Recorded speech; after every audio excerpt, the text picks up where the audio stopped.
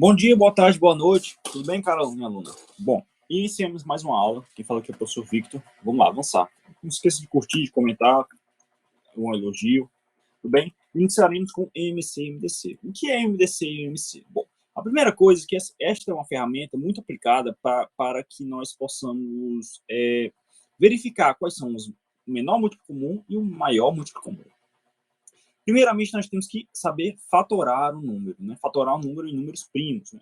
Vou exemplificar aqui para vocês como é que funciona a identificação do MC e MDC. Bom, eu vou simplificar aqui com dois números, 4 e 8, certo?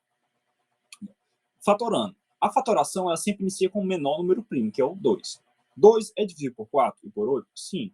4 dividido por 2 é 2 e por 8 é o quê? 4. Repetidamente, né? Porque a gente pode ir com 2, fica 1, fica 2. Novamente, apenas aqui, fica 1, fica 1. Finalizou. E o que seria o MMC? O MMC é o produto destes números que nós fatoramos. Ó. É 2, vezes 2, vezes 2, que dá o quê? 8. Então, o menor divisor comum de 4 e 8 é 8. Já, pessoal, o MDC ele vai ser apenas o número que divide os dois ao mesmo tempo. Note, o 4 e o 8 é dividido pelo 2 ao mesmo tempo? É, então usaremos ele. O 2 divide o 2 e o 4 ao mesmo tempo? Sim. Agora, este 2 não divide, porque este 2 só divide apenas este 2 aqui. Então, ele não vai compor o nosso cálculo do MDC. Então, o MDC será o quê? 2 vezes 2. Que é quanto? 4. Então, o maior divisor comum deles é qual? 4. Avançando, pessoal. E como nós iremos identificar eles nas questões? Lembrando que a próxima aula nós iremos fazer questões associadas a estes temas. Bom, primeiramente o MC sim vai ter aquela ideia de quê? De eventos que aconteceram juntos. Já o MDC, ele sim vai querer dividir algo ou encontrar partes iguais deste algo. Sempre a ideia de tempo, de encontro, é MC. Ideia de divisão em partes iguais é MDC. A historinha sempre vai contar. Ah, Maria dá uma volta nessa pista em 5 minutos. E Joãozinho dá a volta em 25. Quanto tempo eles irão se encontrar? Em quanto tempo eles farão juntos? Sempre tem essa ideia. MDC não, vai ter aquela ideia de divisão. Ó, a livraria possui 25 livros de história. A livraria B possui 15 livros de história. Como nós podemos formar uma biblioteca com livros divididos de formas iguais? Falou, a sua ideia é MDC, tudo bem? Via de regra sempre esse. Sistema Monetário Nacional. Aqui é tranquilo, né, pessoal? Reais aqui é bem tranquilo, é algo que a gente usa muito bem dia a dia. A primeira coisa que nós temos que saber, como falando de sistemas decimais, é o quê? Que R$ 1 é composto por 100 centavos. Lembre-se disso, por favor? Lembre-se sempre dessa ideia. 50 centavos aqui é 0,50 reais. Ou R$ 1 é R$ 1 de fato. Bem, sempre essa ideia de partes. Nós não usamos mais 1 centavo, né, a moeda, mas esse tipo de cálculo é muito comum. Normalmente a questão ela sempre vai falar o seguinte: ou ela vai pedir para você contar, ela literalmente vai apresentar um papel de 5, de 10, 200, vai pedir qual é o valor desse daí. Existe essa forma de cobrança. Também outra forma de cobrança, muito usual, ideia de troco. Ela sempre vai falar o seguinte: ó, Mariazinha chegou com 10 moedas de 50 centavos, 20 moedas de 25 centavos para comprar 2 bombons de R$ 2. Qual será o troco de Mariazinha? É sempre essa mesma ideia. Nós pegamos o número de moedas que temos e iremos multiplicar por este valor. E assim conseguimos saber o valor do troco, né? Bem usual, né, pessoal? Agora, a fatoração. Nós apresentamos há pouco a fatoração de quê? De números primos. Agora nós iremos abordar a fatoração de números, expressões algébricas. Aqui, pessoal, eu peço a você uma atençãozinha a mais, porque não observe uma cobrança tão usual em bancas de concurso. Vestibular aqui a cobrança cai matando, mas concurso público raramente cai. Quando cai, é principalmente uma ferramenta para a divisão de polinômios, uma forma de facilitar a divisão de polinômios, certo? Aqui, então, eu peço a vocês, eu vou explanar para vocês o conteúdo, mas não fique com aquele rigor, meu Deus, necessariamente preciso, não. O custo-benefício aqui é muito baixo. Eu observei, a banca ela gosta mais de matemática financeira, regra de 3 e operações mais usuais, entendeu? Regra de 3, razão e proporção. Então, não iremos nos prender a esse tipo de cálculo. Assim como números complexos, esse tipo de cálculo aqui é bem complexo e o custo-benefício é muito baixo. Avançando. A primeira coisa que nós temos que ter ideia é de quadrado de uma soma ou diferença, ou a soma pela diferença, e o cubo de uma soma ou diferença. Aqui são fórmulas que nós utilizamos usualmente para calcular esse tipo de valor, né? A mais B é o quê? É A ao quadrado, mais 2 vezes A, mais B ao quadrado. Mesma forma, a única diferença de um para o outro, no caso, se tratando do quadrado da soma, é apenas o quê? Ó, este sinalzinho aqui, ó, que é alterado. Tudo bem? E a soma pela diferença, A mais B vezes A menos B é o quê? É A ao quadrado menos B ao quadrado. Aqui não é tão usual. Tudo bem? Coloquei mesmo por descargo de consciência. Vai colocar, vai que, né? Mas creio eu que a chance é muito baixa de ter uma cobrança associada a esse tipo de valor. Tudo bem, pessoal? Bom, retornando aqui, avançando. Uma forma de fatorar. O que é fatorar? Fatorar, eu vou tirar o fator que é em comum. O que é fator em comum? Fator em comum é aquilo que está em comum tanto neste como neste. Observe bem, quem está em comum nesses dois valores? 4. Então, eu vou retirar ele e colocar ele fora do parênteses. Esse tipo de abordagem aqui, a pessoa, ela normalmente ela já vai ter um certo amadurecimento de tanto fazer questões, ela vai conseguir destrinchar que este valor aqui está em comum a este e a este. Bem? Normalmente é mais questão de prática, pessoal. Fatoração é mais prática. A pessoa que já estuda um cálculo, ela necessariamente ela tem essa visão já de fator em comum. Mas eu não vou me prender muito bem a esse tipo de cálculo, porque realmente é um cálculozinho mais complexo, tá bem? Outra forma de nós destrincharmos, né, a fatoração, como eu falei para vocês, é o quê? É pelos fatores em evidência. Nós iremos retirar aquilo que está em comum aos elementos. Observe bem, ó. Como o x tem em comum aqui, aqui e aqui. Nós retiramos colocamos entre parênteses os outros elementos. Nesta expressão aqui, temos que quem está em evidência será o 7AB, porque ele é em comum. Neste outro formato aqui, nós conseguimos agrupar os itens. Observe bem, nós agrupamos o 3A, que está em comum neste,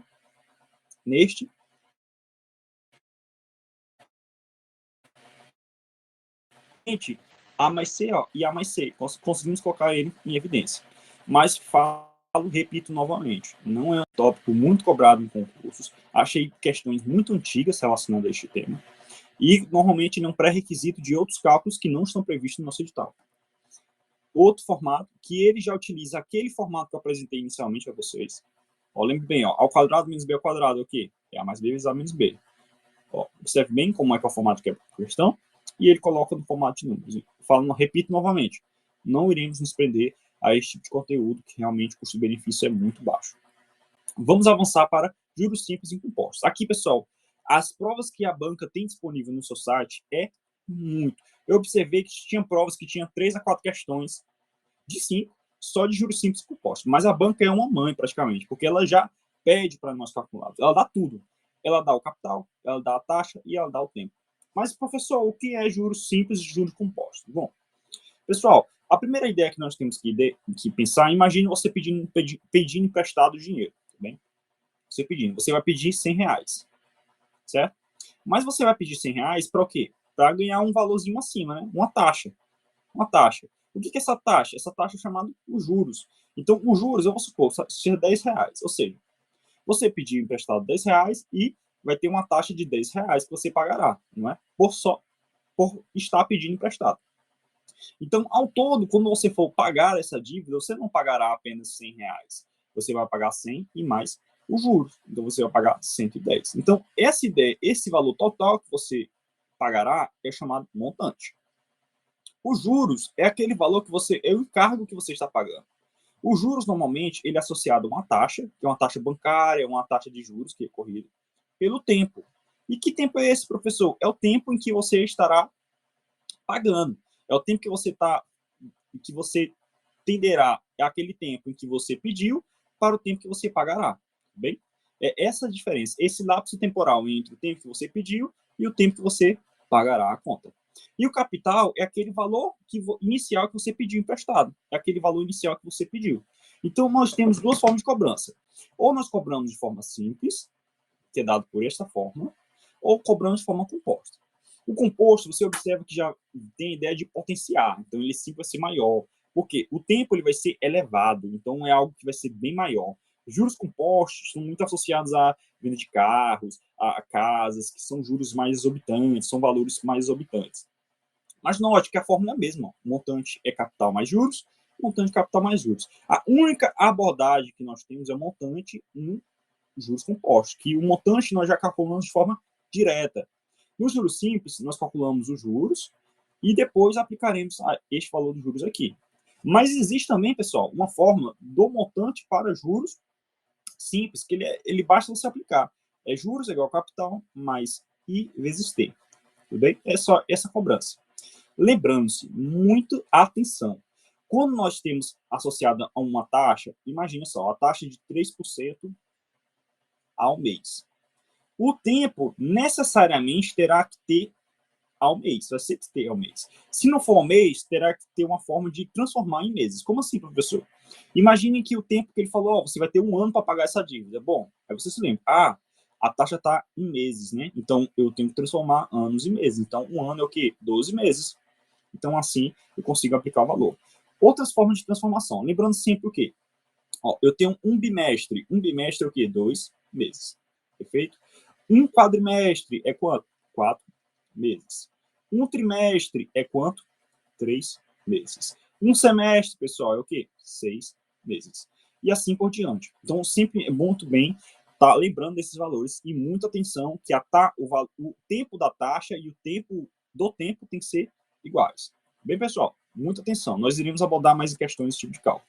Bem? Avançando, outro tópico, PA e PG. O que é PA e PG? PA e PG está associado a sequências lógicas. Então, aqui é muito importante você ter uma noção de como está sendo abordado esta sequência.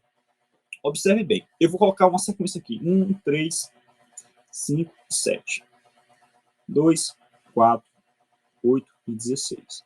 Observe bem, o que nós observamos em comum em cada sequência? Que nós temos um padrão, certo? Mas o padrão em cada uma delas é um padrão que diferente. Observe bem que é um padrão diferente.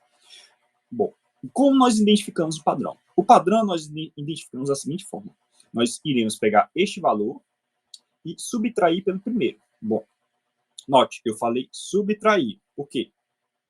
É uma progressão, o quê?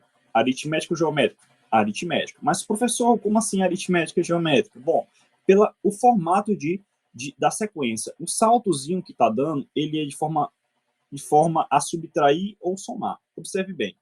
Eu tenho uma razão como segundo elemento menos o primeiro. É igual a quê? 2. De novo, entre o 5 e o 7. 2. Observe que o valor está mantendo, né? O valor é igual. Então, aqui nós estamos apresentando uma PA, que é uma progressão aritmética, em que a diferença entre os termos é dada pela subtração ou por uma soma. Aqui embaixo, pessoal, observe bem. Se eu 4 menos 2 é quanto? 2. Perfeito? 8 menos 4 é quanto? 4. Opa, professor, não se manteve. Exatamente. Por quê? Porque aqui não é uma progressão aritmética. Aqui é uma chamada progressão geométrica. A progressão geométrica ela é dada o quê? Pela multiplicação ou divisão. Note bem, vou pegar este valor e dividir por este. 4 dividido por 2 é quanto? 2. 8 dividido por 4 é quanto? 2. Opa, professor, se manteve. Então, se manteve é porque a sequência ela é uma progressão que? Geométrica. Ela é dada pela multiplicação ou divisão entre cada termo. Então, aqui nós temos que é multiplicado por 2, multiplicado por 2, multiplicado por 2. E aqui não, aqui já é somado por 2 e assim por infinito. E, professor, nós temos uma forma para simplificar isso. Note bem, Carolina, olha só.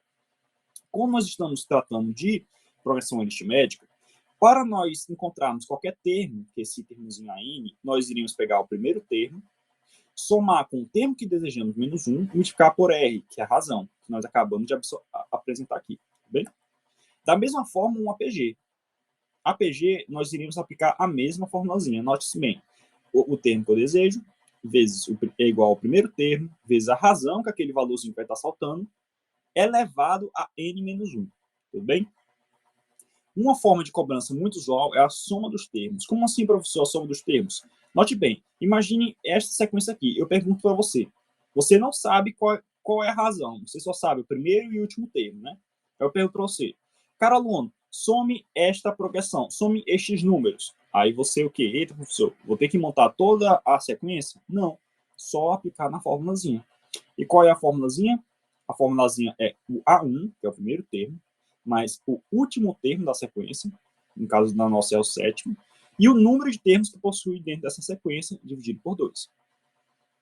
Agora, na PG, nós temos uma diferença. Por quê? Na PG, nós temos duas formas de calcular a soma. Quando nós sabemos qual é o último termo, ou o termo que desejamos, e quando a sequência é infinita. Como assim infinita? Ele vai dar apenas só um valor, pessoal. Quando é a sequência infinita, ele vai falar só isso, ó. Ele vai fazer 1, 1 meio, 1 quarto, e vai botar 3 pontinhos e falar assim, ó, qual é a soma dessa PG? Aí você, eita. Aí, como ele está nessa sequência aqui, você aplicará esta fórmula. Agora, quando ele fala o seguinte, ele fala que aqui é 1 meio, e ele fala assim, ó, 256. Aí pergunta, qual é a soma dessa PG? Bom, como ele não falou o último termo, então fica tranquilo. Eu sei que eu vou usar esta fórmula. Tudo bem? Então aqui é só mais uma questão de usabilidade. Tudo bem, pessoal? Tem mais uma questão de saber qual fórmula usar. E eu não observei nenhuma cobrança na nossa banca relacionada ao infinito. Eu observei cobrança com este valor, mas infinito não. Mas é bom saber, né? Por quê? Só basta o primeiro termo, a razão elevado ao termo que eu desejo, menos 1, e a razão menos 1. E para o infinito é bem mais tranquilo, é só o primeiro termo com 1 menos a razão. A razão é o quê? É quantas vezes estou variando. E essa equivalência aqui, pessoal, eu não observei mesmo. Eu coloquei mesmo só por descargo consciente para vai que cai, né? Essa equivalência é uma equivalência entre os próprios elementos de um APA ou de um APG. Né? Imagine que nós tenhamos aqui uma seguinte sequência, como eu abordei aqui na anterior. Imagine que nós queiramos imagine que nós temos apenas este valor e nós queremos encontrar esse. Bem? Então, nós fazemos aquela equivalência. Da mesma forma com o APG. Mas não se prenda a isso, que nossa banca não vi nenhum formato de cobrança relacionado a isso. Então, pessoal, ficamos por aqui. A próxima aula nós iremos abordar somente questões com esse tema. E lembre-se, a nossa banca explorou muitas questões associadas à matemática financeira. Tendo questões, provas com praticamente 60% da prova apenas com matemática financeira. Nossa banca não explora tantas questões assim em dificuldade tão profunda. Por isso que eu tentei passar mais breve pela teoria, para tentar explorar mais em questões. Então, até breve, pessoal. Até a próxima aula.